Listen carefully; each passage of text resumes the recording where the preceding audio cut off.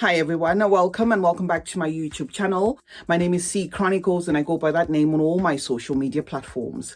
Now if you're joining me here for the very first time, I post fragrance related content on this channel, guys. I post weekly and I post consistently. So if that sounds like something that interests you, please do consider joining us here by subscribing. To those who are returning, thank you so much, guys, for the continued support. I appreciate you as always. Now, welcome to today's video. We're going to be focusing on Eternal Coffee by Paris Corner, Eternal Musk, again by Paris Corner, as well as Eternal Meadows. This video is intended for those who just want one video to sit through and maybe just to make a decision as to which one is best for them. I'm not going to get into too much detail, guys, because we have already done singular reviews of these fragrances and I'm going to link them in the description box.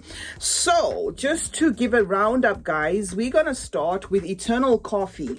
I'm going to spray this one quickly in the air, but I already know what this fragrance is all about, and I'm going to give you my thoughts based on having used it for over a month or so. This one is going to give you a creamy cappuccino, photorealistic coffee feel. So imagine a cup of cappuccino, that espresso milk frothed at the top there with a burst of coffee. That is what you expect from this fragrance, guys. In a nutshell, it's just going to be plain coffee, but with a lot of creaminess, with a lot of milk. And expect to smell like that for at least an hour and a half, right? Now, I did give you a hack for this fragrance. If you want your coffee to smell that bold for longer than an hour and a half, 2 hours, maybe crossing even into 4 hours, do try to spray this one on thickly woven clothes, like on your wools, like on your tracksuits, what I'm wearing here, on your coats, you know, like a thick woven material. The coffee here tends to sit and last for longer. It loses the coffee if you, of course, spray it on like a silk or a chiffon clothing pretty quickly. It will lose the coffee in an hour and a half, but it does dry down into that caramel and tonka in that 5 hour mark, also transitioning into like a powdery, even to an extent soapy kind of feel. In that dry down, in that 5-6 hour mark, the coffee is almost completely gone. So do not expect to carry the coffee even till the next day or till the next wash or till the end of the day. However, when you spray the initial spray, those first few hours, you're going to be in that very pronounced coffee bubble.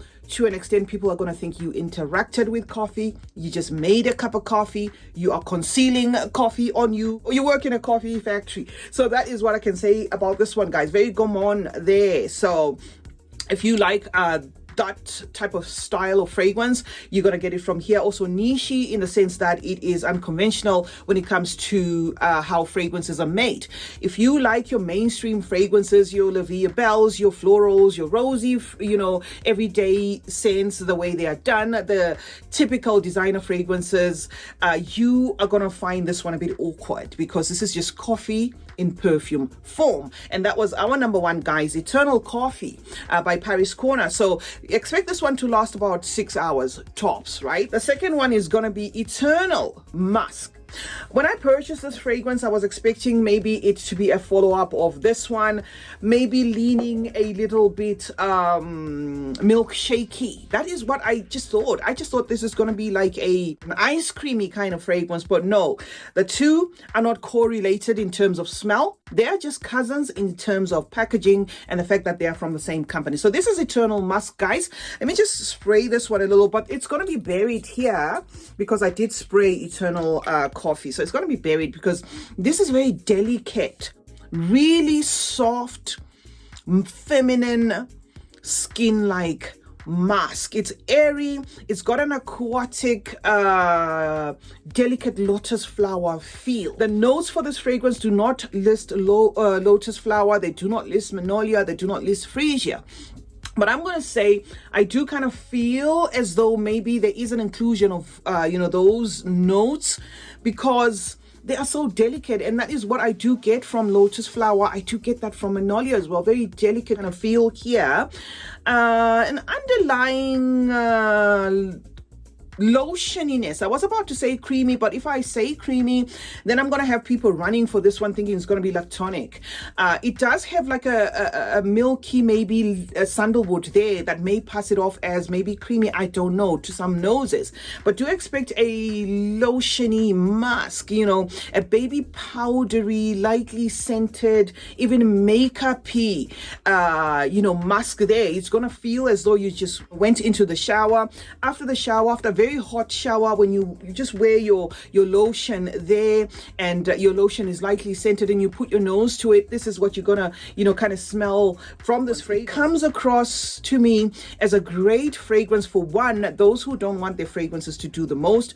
Two, those who work around a lot of people, say frontline, you know, workers or nurses or something like that. Not that I'm saying this should be limited, you know, to people who work with crowds, but I'm just saying it's a very polite kind of fragrance that gives you a clean aura around you. You're just going to smell clean without necessarily trying to compete with anybody's fragrance.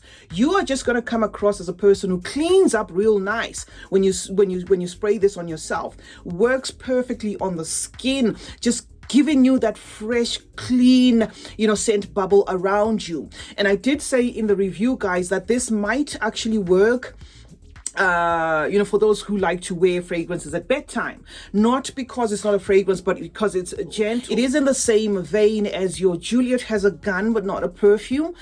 No, it's not. Doesn't say but not. I don't know why I always said but not, but sounds the same. Juliet Has a Gun, not a perfume, that sort of thing.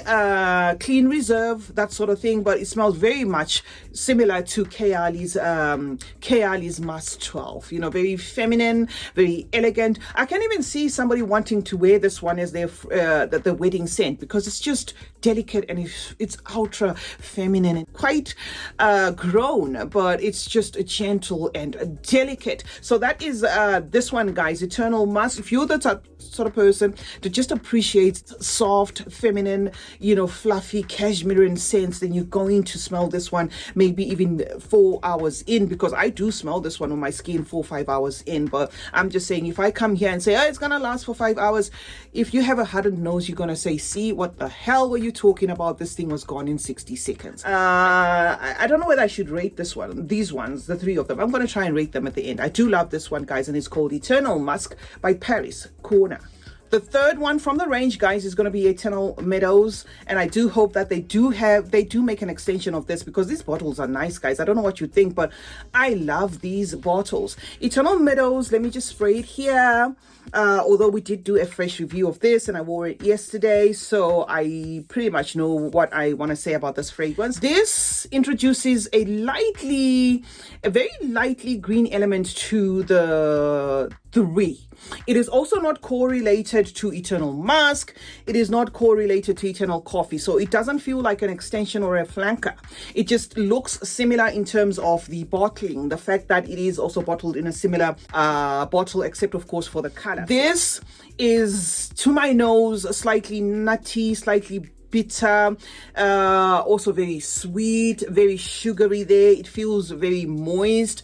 However, it does not come across as a green leafy sort of fragrance, to an extent that maybe you might want to run away from it because it says Meadows and it comes in a green bottle. It just gives wafts off, you know, like a slight greenness there, leaning closer to Yum Pistachio Gelato 33 by Kaheela. So if you like that, you're gonna like this fragrance. Do expect a nuttiness there, maybe even an almondiness to this fragrance. However, because Yum Pistachio Gelato 33 lists notes like ice cream and stuff, I do not get an ice cream note here or a creamy note here. I do get a little bit of a marshmallowy note there, and that of course sugary feel there of that sweet feel from this fragrance. So if you're completely obsessed with that fragrance, you can try this one. It's going to give you a somewhat similar DNA. The differences there are in the dry down, which you're going to smell maybe 3 3 hours. In the 3 hour mark there, Yum Pistachio Gelato gives me like a crispy kind of perfumey feel, where this one kind of falls flat, leaning more powdery there, not sharing that same perfumey accord. But the opening of this fragrance is going to smell very similar to that. You are going to get wafts of a faintly green pistachio from this fragrance. Lasting power for this one is going to be 5 to 6 hours on 10 sprays. You're going to be in a scent bubble that if people are 2 meters close to you, they're going to smell you. However, it is not a beast performing fragrance, at least for now. I say for now because it's still new in my collection. These are hard to rate, guys, because each of these is doing a different thing. It's going to be an issue of which one you like. Okay, if you love your gourmand coffee fragrances, if you like something different, then you can purchase this. However, this might not be blind buy safe if you want to gift it to somebody who doesn't like experimenting with fragrances and likes just the traditional fragrances. This is going to be a bit weird, to an extent confusing, if you're gifting it to a person who is not well versed with the route in which the art of perfumery is going. It's just going to be your pretty musk, guys, or easy, dumb, rich for days where you just want to smell grown and clean. Eternal Musk is going to do it for you. And if indeed Kaheela's Musk 12 has been discontinued, then you can as well pick this one because it's going to give you a representation to Kaheela's Musk 12. And then the last one is going to be Eternal Meadows. If you are just looking for a sweet fragrance with a touch of slight meatiness there, if you are into pistachio fragrances, this is gonna do it for you. Smells absolutely divine. To me, it leans more feminine than it does masculine. So that's it, guys, for the 3 fragrances. CeeChronicles is my name. Thank you so much, guys, for joining me today. Let's meet in the comment section where we obviously discuss more about fragrances. Are these fragrances interesting enough for you to add to your collection? I would love to know. Turn on post notifications as well. That way you get to be notified anytime I upload a video. Like and share this video, and remember, guys, that smelling good is a form of good manners. Cheers.